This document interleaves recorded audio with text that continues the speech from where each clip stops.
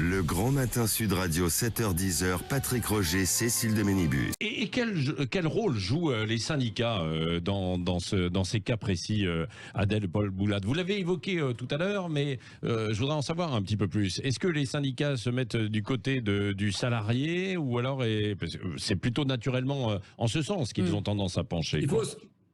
Il faut savoir déjà que les syndicats ont été vidés de leurs militants les années passées. Oui. Et maintenant, vous avez de l'autre côté de la porte le militant islamique qui cherche à avoir un niveau de dialogue d'égal à égal avec le dirigeant. Ils s'engouffrent là-dedans. Donc les syndicats ont recruté, qui fait que dans certains sites industriels, de groupes de 440, vous avez une prise en main du syndicat, par exemple CGT.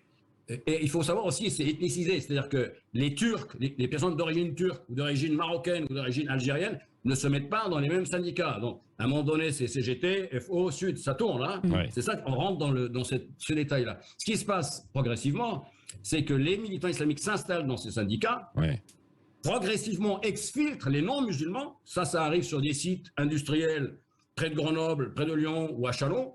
Exfiltrent, on les sort, et pousse les autres sites à faire de même. Je suis dans le secteur de l'énergie.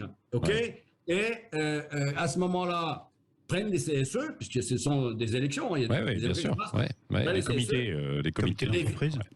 Et évincent les femmes DRH ou RH qui viennent ici. Et quand on envoie des médiatrices pour réguler le dialogue entre le syndicat, les CSE, la direction, quand on envoie des médiatrices, elles sont refoulées. Et c'est arrivé à la société technologique, par exemple, d'avoir des consultantes refoulées parce que c'était des femmes, et le CSE qui exige que ce soit des hommes qui viennent.